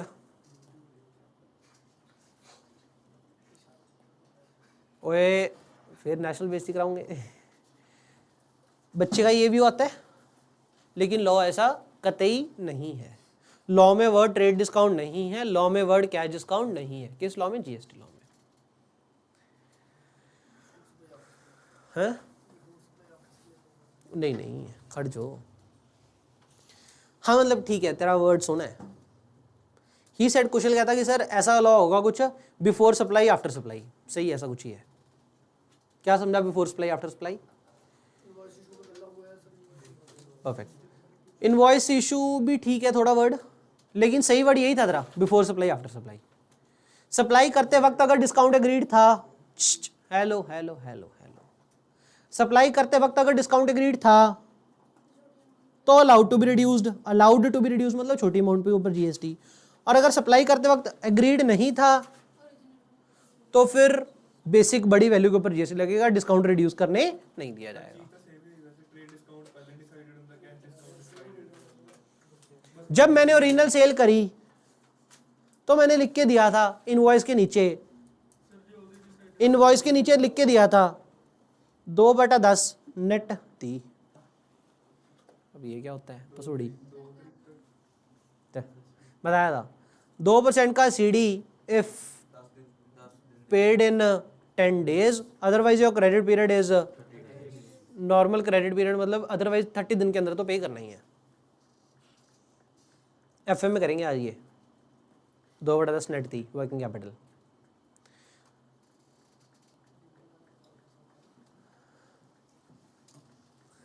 क्या समझे? कहा समझे? कहा हाँ, अगर इनवॉइस के नीचे ये वाली बात लिख के दी हुई है 2/10 नेट थी, उसका मतलब क्या हो गया? एग्रीड था। और अगर ये एग्रीड था तो फिर अलाउड टू बी रिड्यूस्ड है, तो फिर वैल्यू सप्लाई बनेगी छोटी छोटी छोटी। क्या ये डिस्काउंट इनवॉइस के ऊपर प्रिंटेड होएगा? क्या है डिस्काउंट गिनना? नो, कैलकुलेट बाद होगा, लेकिन फिर भी डिस्काउंट इनवॉइस के ऊपर प्रिंटेड नहीं होगा, लेकिन फिर भी अलाउड टू बी रिड्यूस्ड होएगा। क्यों? क्योंकि एग्रीड था। घपला हो गया। घपला क्या हो गया? घपला क्या हो गया इसमें? ओरिजिनल इनवॉइस कितने का इशू किया होगा? 30,000। ओरिजिनल इनवॉइस कितने का इशू किया था? 30,000। जीएसटी रेट क्या था आपका? लेट से 12%, तो 12 तिया 3600, तो 3600 का जीएसटी जोड़ के ओरिजिनल इनवॉइस कितने का था? इनवॉइस 33,000,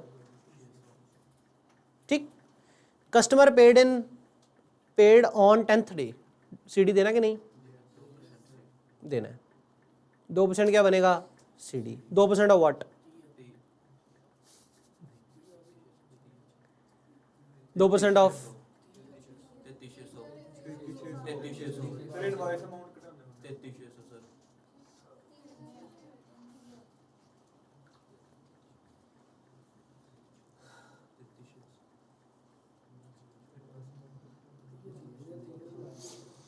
देखो, इसका आंसर देने के लिए आपको अब ये बात सुनो, क्या ये डिस्काउंट एग्रीड था जब सप्लाई कर रहे थे? हाँ। क्या ये डिस्काउंट एग्रीड था? हाँ। क्योंकि डिस्काउंट एग्रीड था तो क्या छोटी वैल्यू ऑफ सप्लाई के ऊपर जीएसटी देंगे? यस। कितनी वैल्यू के ऊपर जीएसटी जाएगा? Net 30,000 minus 2% is equal to जो भी वैल्यू बनेगी, कितनी बन गई? 29,400, इसके ऊपर जीएसटी जाएगा। तो ये 2% किसका हुआ? 30,000 का। ठीक हो गया? तो 2% किसका? 30,000। कितना बन गया आपका? 600। 600 इज योर डिस्काउंट। अगर क्वेश्चन आएगा determine the value of supply, आप कह दो वैल्यू ऑफ सप्लाई कितनी? 29,400। ठीक, जीएसटी टोटल पेबल कितना बनेगा, आप कहोगे सर 29,400 का कितने परसेंट, 12%। कितना बन गया, 600 का 2%, 112 के 120, 12 रुपये, तो उधर कितना बनया सी 3600, तब 3588, तो 3588 इज योर जीएसटी। समझ में आ गया। अगर क्वेश्चन आएगा वैल्यू ऑफ सप्लाई का तो आंसर ये बनेगा आपका। लेकिन अब आ जाओ प्रैक्टिकल में दिक्कत क्या होगी। प्रैक्टिकल में दिक्कत दिख रही है आपको थोड़ी सी, प्रैक्टिकल में दिक्कत दिख रही है कोई। ओरिजिनल इनवॉइस का इशू किया होगा, इसका टीयूएस कब होएगा, अगर मैंने ओरिजिनल इनवॉइस इशू किया था, date of issue of invoice on 30th March 2025 और बंदा 10th डे को पे करके गया, तो कब पे करके गया, 9th अप्रैल 2025, फाइनेंशियल ईयर अलग, महीना अलग। क्योंकि date of issue of invoice ये था तो टीयूएस क्या बन गया इसका, 30th मार्च 2025। क्या 30th मार्च को पता था कि बंदा 10th डे में पे करके जाएगा, द आंसर वाज नो। तो एक बार सरकार को कितना टैक्स पे किया होगा, आउटपुट एक बार कितना पे किया होगा, 3600। बात समझ में आ गई। लेकिन एक्चुअल में टैक्स कितना जाना चाहिए था, 3588, 3588, 3588 है ना।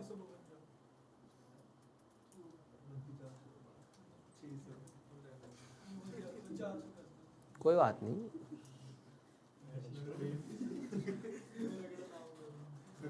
चलो विकांश कोई बात नहीं, विकांश गुप्ता गुनियाने वाले एड्रेस शक्ल दिखा देने, आ जा। तो ओए प्रैक्टिकल दिक्कत दिख रही है आपको कुछ, तो क्या सलोनी व्हाट्सएप प्रैक्टिकल दिक्कत।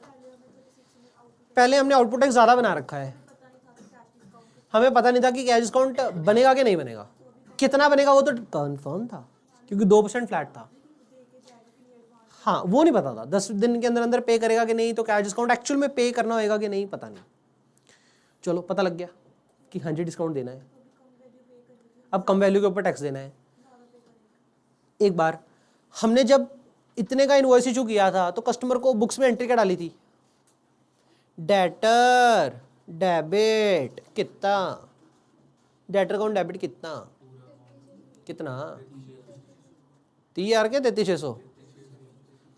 प्रथम कस्टमर से टैक्स भी तो लेना ही है, 30,000 कौन बोला था, एक कहना 30,000 बोला, debtor account debit 30,000। 2 output tax कितना 3600, 2 सेल कितना, भाषण में आ गई, भाषण में आ गई, ये एंट्री डाली थी। लेकिन एंड ऑफ द डे क्योंकि कस्टमर को 600 का डिस्काउंट देना पड़ गया तो कस्टमर कितना देके जाएगा, 600 ही बना ना, पूरा 33,000 देके जाएगा। कस्टमर कितना देके जाएगा, पूरा 33,000। तो एक और एंट्री डालनी पड़ेगी ना, क्योंकि एंड पे कस्टमर की तो एंट्री ये आएगी, बैंक अकाउंट डेबिट कितना 33,000, 2 डेटर कितना 33,000। लेजर बंद करने के लिए एक और एंट्री डलेगी, कौन सी, 2 तो डेटर होगा सर, बाकी तो पता नहीं। बताओ एंट्री दिखनी चाहिए, एंट्री तो यार। आउटपुट टैक्स भी तो डेबिट मारेंगे, आउटपुट टैक्स डेबिट कितना बनेगा 12 रुपये। बाकी सेल अकाउंट डेबिट के cash discount allowed account debit, cash discount allowed account debit, discount allowed कहाँ पे जाएगा, ये P&L में, डिस्काउंट अलाउड P&L में जाएगा। कितनी वैल्यू 588, उधर दिखा डिस्काउंट 600, इधर आया 588, ये कैसे हो गया, क्योंकि जो टैक्स कम पे करना पड़ा उससे ये डिस्काउंट का खर्चा कम हो गया। ठीक हो गया। अब बेसिकली आउटपुट टैक्स इंक्रीज हो रहा है, रिड्यूस हो रहा है, और सामने वाले बंदे को क्या मारना है, क्रेडिट। तो कौन सा डॉक्यूमेंट इशू करें, दिग्गी बात है। और क्रेडिट नोट से आउटपुट टैक्स रिड्यूस क्यों होता है, समझ में आ गया, चीज समझ में आ गई। क्रेडिट नोट इशू करते हैं तो सामने वाले को क्या करते हैं, क्रेडिट मारने की जरूरत थी, और अगर क्रेडिट नोट इशू करते हैं तो आउटपुट टैक्स रिड्यूस क्यों होता है, दिख गया आपको, जर्नल एंट्री, फिर से नेशनल विस्ती, लाला ने टर्म बढ़िया दे दी। बात समझ में आ गई यार? ये बच्चों को ना दिखती नहीं है कि आउटपुट टैक्स से क्रेडिट नोट से आउटपुट टैक्स रिड्यूस क्यों होता है। देखो ना, क्योंकि ओरिजिनली सामने वाले को डेबिट ज़्यादा मारा था तो ओरिजिनली आउटपुट टैक्स ज़्यादा बना था, लेकिन अगर सामने वाले को क्रेडिट मारेंगे तो टैक्स कम बनेगा, कम होएगा। देयरफॉर जब जब क्रेडिट नोट इशू होगा तब तब आउटपुट टैक्स रिड्यूस होएगा। एंड बायर के हाथ में, बायर ने पहले आईटीसी अवेल कितना किया होगा? 3600, लेकिन एक्चुअल में उसका बनता कितना था? सिर्फ और सिर्फ 3588। तो अब क्या करना पड़ेगा उसे? आईटीसी रिवर्स करना पड़ेगा, और रिवर्स करने का तरीका होता है क्रिएट आउटपुट, कितनी वैल्यू की? 12 रुपये की। 12 रुपये कैसे बना? बेसिकली 600 का क्रेडिट नोट इनटू अपना क्रेडिट नोट कितने का?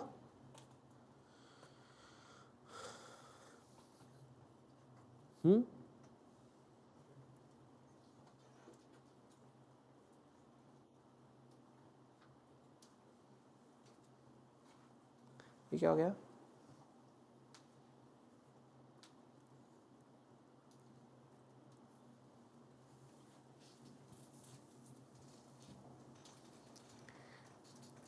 सीडी कितना? 600। 600 का कितने परसेंट है?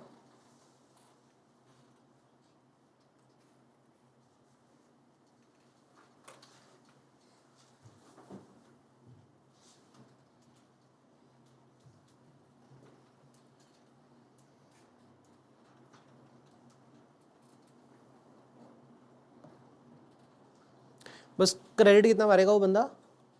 12 रुपये। तो यहां से लर्निंग क्या आई कि जब जब क्रेडिट नोट इशू होएगा तब तब सप्लायर के हाथ में क्या टैक्सेबिलिटी आएगी? उसकी आउटपुट टैक्स लायबिलिटी कट होगी। जब जब सप्लायर के हाथ में क्या होएगा? क्रेडिट नोट इशू होएगा, आउटपुट टैक्स लायबिलिटी कम होएगी, और कस्टमर के हाथ में क्या होएगा? आउटपुट बढ़ेगा, क्योंकि आईटीसी उसको रिवर्स करना पड़ेगा। रिवर्स क्यों करना पड़ रहा है? क्योंकि ओरिजिनल इनवॉइस ज़्यादा था तो आईटीसी उसने ज़्यादा ले रखा है, तो आईटीसी उसको लौटाना पड़ता है। बात समझ में आ गया? तो कॉन्सेप्ट सीखने वाला इसमें ये था, डिस्काउंट के ऊपर लॉ क्या बोलता है? ये नहीं बोलता कि टीडी सीडी ऐसे ऐसे कर लो।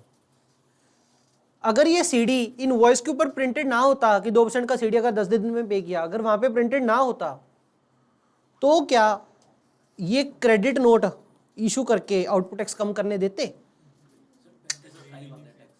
3500। मैं भी ये कह रहा हूँ 72 रुपये का फर्क आएगा कहीं तो। 29,400 12%। मैं भी कह रहा हूँ ये फर्क कैसे आ गया? क्योंकि 600 का 72% बनना चाहिए था। 600 का 12% इक्वल टू 72 पी बनना चाहिए था। 3528।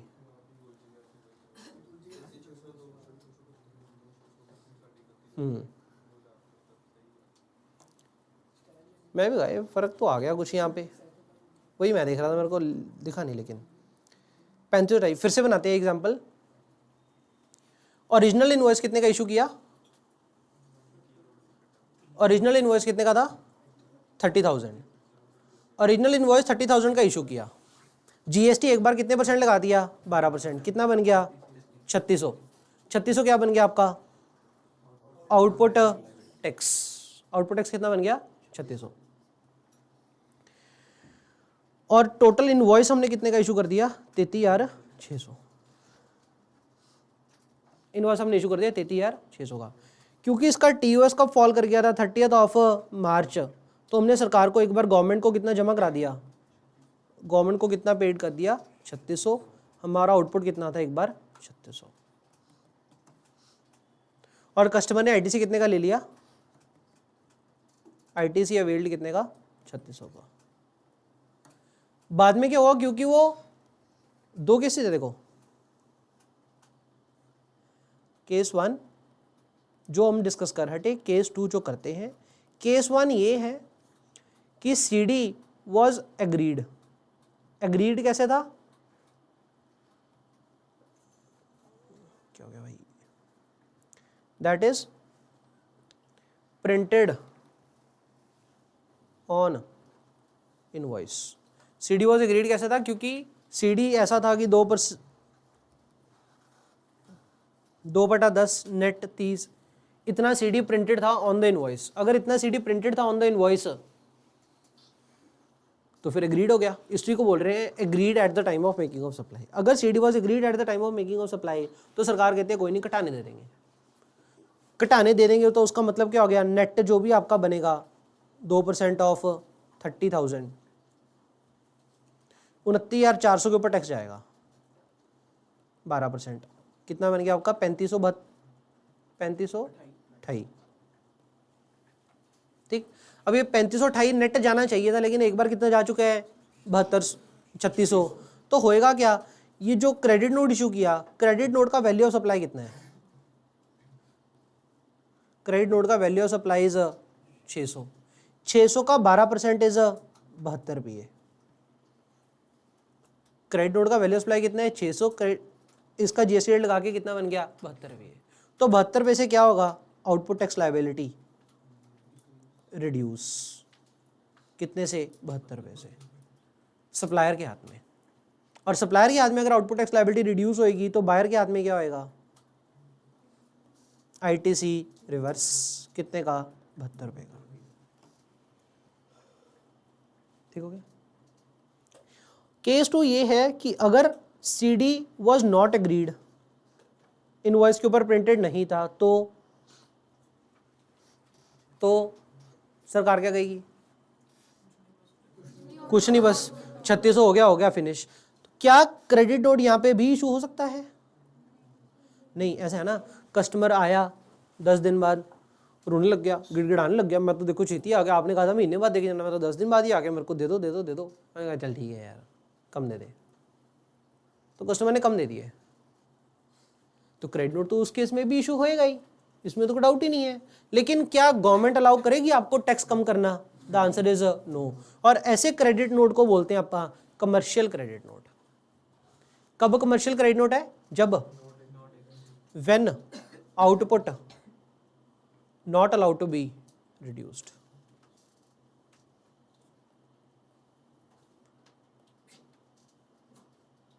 जब output not allowed to be reduce, उसको क्या बोलते हैं आप? Commercial credit note. बात समझ में आ गई? क्या लॉ ऐसे है कि trade discount allowed to be reduced, cash discount not allowed to be reduced? The answer is no. Law कैसे है? अगर डिस्काउंट एग्रीड था at the time of making of supply तो अलाउड टू बी रिड्यूस, और अगर discount agreed नहीं था at the time of making of supply फिर not allowed to be reduce. अगर अलाउड टू बी रिड्यूस है उसका मतलब छोटी वैल्यू ऑफ सप्लाई के ऊपर टैक्स देना है। अगर आप ओरिजिनली बड़ी वैल्यू के ऊपर टैक्स दे चुके तो उसका सोल्यूशन क्या होएगा? ओरिजिनल बड़ी वैल्यू के ऊपर 3600 के ऊपर ओरिजिनली आपका टैक्स कितना गया है? बड़ी वैल्यू के ऊपर 30,000 के ऊपर 3600 का टैक्स गया है। तो सोल्यूशन क्या बनेगा? क्योंकि अलाउड टू बी रिड्यूस्ड है, सोल्यूशन क्या बनेगा इसका? क्रेडिट नोट इशू करो, क्रेडिट नोट इशू करोगे तो आउटपुट टैक्स लायबिलिटी कम हो जाएगी।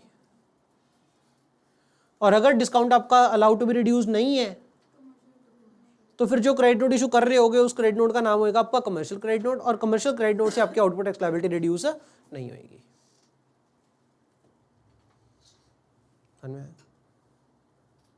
कोई रिकैप कर ले।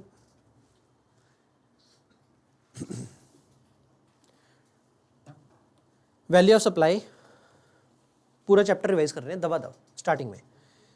पहली बात, कभी कभी सेक्शन लगेगा, कभी कभी रूल्स लगेंगे। रूल्स कब लगाने हैं? जब इधर या तो काइंड में हो या फिर रिलेटिव हो, दोनों या दोनों में से कोई भी, इधर काइंड और रिलेटिव दोनों में से कोई भी होगा तो रूल्स लगाएंगे। रूल हमारे सिलेबस में है नहीं, ये काम पे पढ़ेंगे अपन CA फाइनल। सेक्शन कब लगाना है? जब सेक्शन कब लगाना है? जब प्योर कैश होना चाहिए एंड के और एंड नॉट रिलेटिव, तब हम लगाएंगे सेक्शन। अगर सेक्शन लग रहा है सेक्शन नंबर 15 तो सेक्शन नंबर 15 क्या बोलता है? Value of supply equal to transaction value. Value of supply equal to taxable value ओफो वर्ड था, ओनली फॉर अंडरस्टैंडिंग, छोड़ दो उसे। लॉ का word is value of supply equal to transaction value. Transaction value मतलब कस्टमर से जो charge कर लिया, कस्टमर से चार्ज्ड, कस्टमर से जो चार्ज कर लिया, क्या इसमें हम एंसिलरी खर्चे जोड़ते हैं? एंसिलरी में क्या ये आ जाता है कि लेट से कस्टमर को इंस्टॉलेशन की सर्विसेज दे दी, एसी बेचा, एसी के बेचने के साथ साथ इंस्टॉलेशन की सर्विसेज दे दी, क्या इंस्टॉलेशन की सर्विस भी वैल्यू सप्लाई का पार्ट बनेगा? यस। पैकिंग चार्जेस पार्ट बनेगा, डिलीवरी चार्जेस मौका देखेंगे, डिलीवरी चार्जेस मौका देखेंगे, टेस्टिंग चार्जेस मौका देखेंगे। वैसे मतलब काफी सारी चीजों के लिए मौका देखते हैं। क्या देखते हैं कि ऑब्लिगेशन किसकी, अगर ऑब्लिगेशन किसकी है? सप्लायर की, सप्लायर्स ऑब्लिगेशन। हाँ ठीक है, ये बड़ी टर्म है सप्लायर की ऑब्लिगेशन। उसमें से एक एग्जांपल आ गया कि अगर डिलीवरी का केस है FOR, टेस्टिंग भी हो सकता है, कुछ भी हो सकता है। अगर सप्लायर की ऑब्लिगेशन है तो part of value of supply, और अगर सप्लायर की ऑब्लिगेशन नहीं है, not an obligation of supplier, not an obligation of supplier, तो अगर सप्लायर की ऑब्लिगेशन नहीं है फिर not a part of value of supply. Not a part मतलब स्मॉल बनेगी आपकी वैल्यू ऑफ सप्लाई, पार्ट है मतलब बिग बनेगी आपकी वैल्यू ऑफ सप्लाई। ये खर्चे हो गए सारे। खर्चों के बाद हमने एक पढ़ा था टैक्सेस। क्या टैक्सेस जो कस्टमर से कलेक्ट कर लिए वैल्यू ऑफ सप्लाई का पार्ट बनेगा? टीसीएस छोड़ के बाकी सारे बनेंगे। अगर टीसीएस है नहीं बनेगा value of supply. Any other में कस्टम्स आ गया तो पार्ट बनेगा, part of value of supply. तो प्रांजल क्या समझे कि अगर गुड्स इंपोर्ट करे हैं 1 लाख के गुड्स, बेसिक वैल्यू 20,000 उसके ऊपर कस्टम लग गया तो जीएसटी लगेगा 1,20 के ऊपर, 1,20 के ऊपर।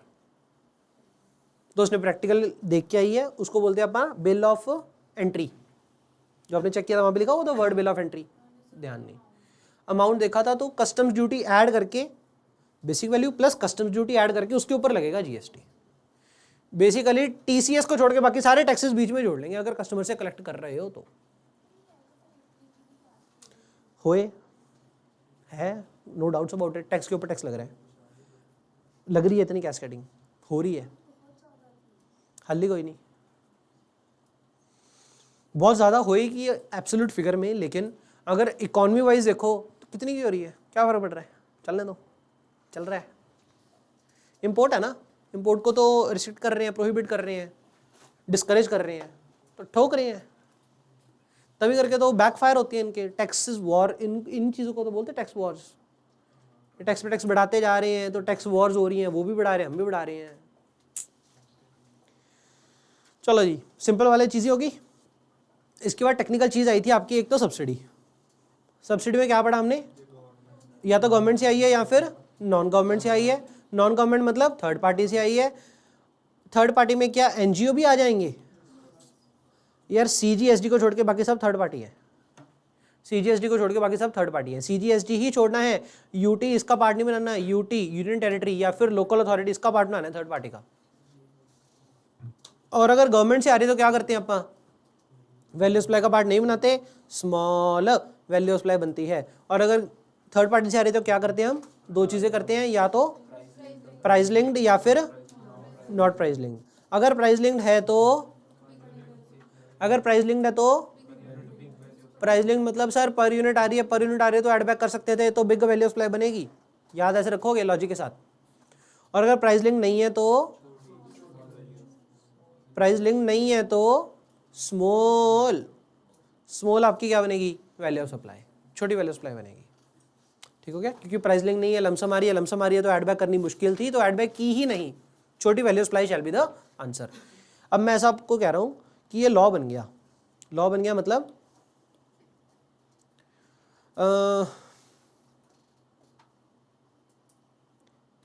जैसे आपको यहां पे क्या दिया हुआ है कि वैसे तो सब्सिडी हमें मिली थी लमसम 1 करोड़, लेकिन 1 crore divide by number of units करके देखी तो 1 लाख आ गई। तो बताओ वैल्यू सप्लाई कितनी? 3.5 की, अभी भी 2.5 रहेगी, 2.5 रहेगी। चाहे क्वेश्चन आपको डिवाइड बाय यूनिट्स करके पर यूनिट निकाल के दे दे, फिर भी आपने ऐड बैक नहीं करना, क्योंकि लॉ ऐसा ही है, छोटी वैल्यू सप्लाई बनेगी।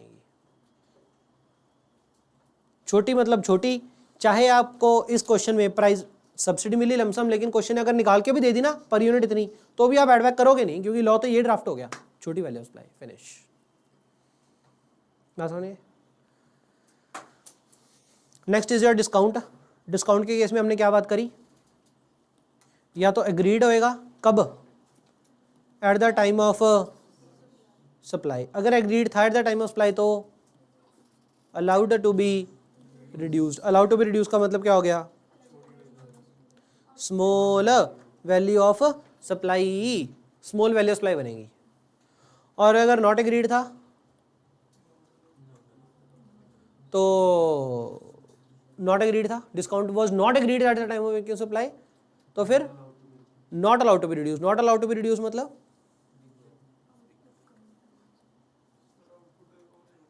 अगर not allowed to be reduce मतलब आउटपुट रिड्यूस नहीं कराएंगे, big value of supply answer बनेगा। इस केस में जो क्रेडिट नोट होएगा अगर स्मॉल है तो क्रेडिट नोट क्या करेगा, रिड्यूस द आउटपुट टैक्स। और अगर बिग वैल्यू सप्लाई आंसर बनेगा तो credit note commercial credit note होएगा, कमर्शियल क्रेडिट नोट होएगा और आउटपुट रिड्यूस नहीं होएगी। समझ में आ गई बात, फिनिश। नेक्स्ट, क्या कभी कभी ऐसा होता है कि सेलर बायर को कहता है बायर अभी तू कितनी क्वांटिटी लेके जा रहा है, बायर कहता है सर 5000। सेलर कहता है अगर तू पूरे साल में 40,000 से ज़्यादा लेके जाएगा तो तेरे को 2% का एडिशनल डिस्काउंट मिलेगा। ठीक, कहता ठीक है जी ले जाऊंगा 40,000, तो 2% आज ही दे देंगे, जब 40,000 हो जाएंगे उसके बाद देंगे, जब 40,000 हो जाएंगे। तो एक बार वो लेता जाएगा, जब टोटल क्यूमुलेटिव क्वांटिटी साल में 40,000 एक्सीड करने लगेगी तो क्या करेगा, पुराने इनवॉइसेस का भी डिस्काउंट लेगा। क्या समझे, पहली सेल करी, दूसरी सेल करी, तीसरी सेल करी, चौथी सेल करी, ये 4 सेल का क्यूमुलेटिव कितना हो गया, 40,000 की क्वांटिटी। क्योंकि ये 40,000 यूनिट्स हो गए तो जो पंचवा फिफ्थ इनवॉइस होएगा, लेट्स से ये जो 40,000 क्वांटिटी थी at the rate of 30 per unit था, अब एडिशनल डिस्काउंट देना है। अब होएगा क्या, फिफ्थ इनवॉइस का जो पर यूनिट प्राइस होएगा लेट्स से वो एडिशनल 5% रिड्यूस हो गया, या 10 कितना हो गया, 28.5 पर यूनिट। फिफ्थ इनवॉइस तो 28.5 पर यूनिट के हिसाब से निकलेगा, तो फिफ्थ इनवॉइस जो बनेगा उसकी वैल्यू सप्लाई तो छोटी ही बनेगी। पर जो ओरिजिनल 4 इनवॉइसेस पहले इशू कर रखे हैं, क्या इनके प्रति बाद में क्या होएगा, एक कौन सा डॉक्यूमेंट इशू होएगा, क्रेडिट नोट इशू होएगा 40,000 क्वांटिटी का और 1.5 रुपये की पर यूनिट का। बात समझ में आ रही है, ₹60,000 रिटर्न।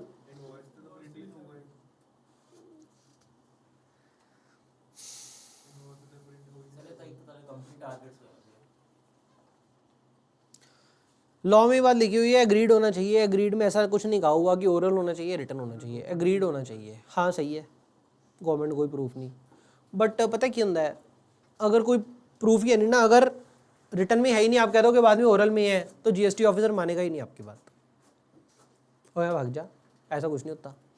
तो उसको प्रूव तो करना पड़ेगा, अब उसको जस्टिफाई कैसे करोगे वो आपकी सरदर्दी। लॉ में तो इतना लिखा हुआ है एग्रीड होना चाहिए eight the time of making supply, ऐसा कुछ नहीं कहा कि इनवॉइस के ऊपर प्रिंटेड होना चाहिए। कई बार पैम्फलेट बने होते हैं उन दिनों के, वो पैम्फलेट प्रूफ बन जाएगा। मौके की बात है, सरकार ने ऐसा नहीं लिखा कि रिटर्न भी होना चाहिए, सरकार ने सिंपली कहा कि एग्रीड होना चाहिए बस, ठीक हो गया। अब वो प्रूव कैसे करना है, जीएसटी ऑफिसर और क्लाइंट के बीच की बात है, रजिस्टर्ड पर्सन के बीच की बात है। तो 60,000 का क्या इशू होगा, क्रेडिट नोट। ये जो क्रेडिट नोट होएगा, क्या ये credit note output tax liability reduce हो पाएगी इससे? कौन सा डिस्काउंट था ये, एडिशनल डिस्काउंट।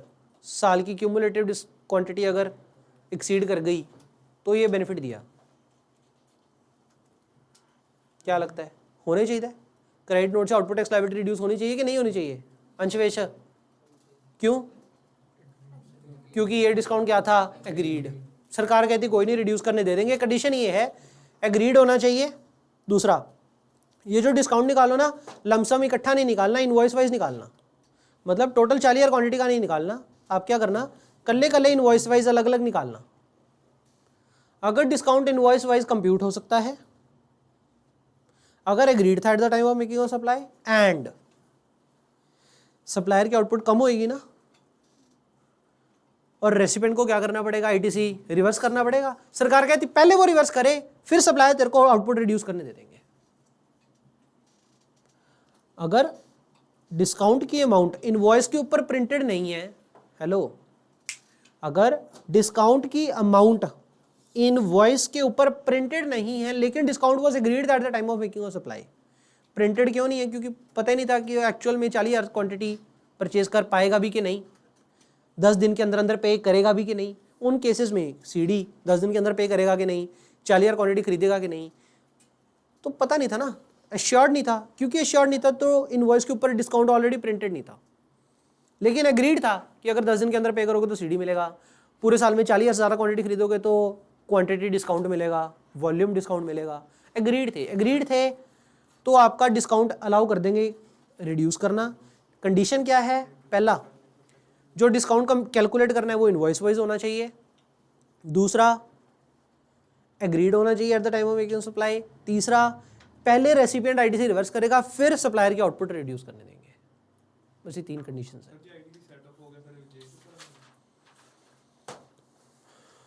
जब मैं बोलता हूँ ना आउटपुट, ये वही बोल रहा है कि सर आपने कह दिया कि बायर को आईटीसी रिवर्स करना है, कहते बायर तो आईटीसी ऑलरेडी यूटिलाइज करके बैठा है, उसके हाथ में आईटीसी है ही नहीं, ई क्रेडिट लेजर 0 पड़ा है। तभी करके सरकार ने आईटीसी रिवर्स करने का तरीका क्या बनाया, आउटपुट बनाना। आउटपुट बना दिया, आईटीसी पड़ा है तो सेट ऑफ मार दो, आईटीसी नहीं पड़ा कैश में भरो। तभी करके सरकार ने आईटीसी रिवर्स करने का तरीका ये नहीं रखा कि क्रेडिट लेजर टू डेबिट मारना है। सरकार कहती है आईटीसी रिवर्स करना है मतलब आउटपुट इंक्रीज करनी है। बात समझ में आई? एक और सुनोगे एग्जाम्पल, लास्ट है, चैप्टर हो गया। कब से बोल रहे हैं सर हो गया होया ही नहीं, हो गया बस। इसके बाद क्वेश्चन करने हो गया, कोई नहीं।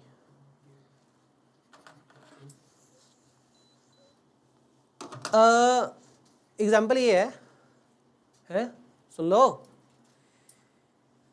मैंने काटिया जी को क्या किया, लेट्स से हम बैग मैन्युफैक्चर, तो काटिया जी को बैग्स सेल किए 600 पर बैग, 600 पर बैग, और हुआ क्या कि उसके बैग बिके नहीं क्योंकि वो कह रहा है कि सर ऑनलाइन इतने सस्ते सस्ते मिल रहे हैं, अमेजोन के डंप पे भी पड़े हैं बैग्स, तो आपके बैग बिक ही नहीं रहे। मैंने कहा कोई नहीं, कटा के भेज दे, तेरे को 600 के हिसाब से पे किया ना, तो मेरे को ऐसा कर 550 के हिसाब से पैसा दे देना, कटा के भेज दे। पंजाबी बोलते हैं उसको, कटा के भेज दे, प्राइस कम करके भेज दे। इसका ठीक है जी, 550 कॉस्ट रहेगी, अब मैं 600 में तो आगे सेल कर देता हूँ, तो इसका बैग बिक गए। पहले मैंने इनवॉइस कितने का इशू किया, 600, क्योंकि इसके बैग नहीं बिके तो इसने मेरे को कॉल लगाया, सर बैग नहीं बिक रहे। मैंने कहा कोई नहीं, कटा के भेज दे, 50 रुपये डिस्काउंट ले ले मुझसे। क्या ऐसे वाला discount allowed to be reduced, yes और no? The answer is no. Why? Not agreed, finish. इसका नाम है सेकेंडरी डिस्काउंट।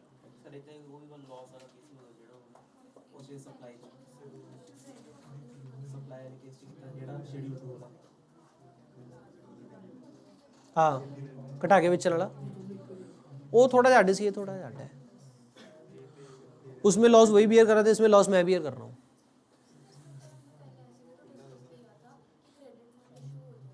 हाँ, अब इसमें क्रेडिट नोट इशू होएगा कि नहीं? मैंने इसको पहले इनवॉइस कितने का रेज किया, 600 का, लेकिन इससे पैसे कितने लेने हैं, 550, तो 50 रुपये का क्रेडिट नोट इशू करूँगा कि नहीं? क्रेडिट नोट तो इशू करूंगा, लेकिन वो कमर्शियल क्रेडिट नोट होएगा। उस कमर्शियल क्रेडिट नोट से मेरी आउटपुट टैक्स लायबिलिटी रिड्यूस नहीं होगी। फिर इसको आईटीसी रिवर्स करने की लोड है या नहीं? नहीं।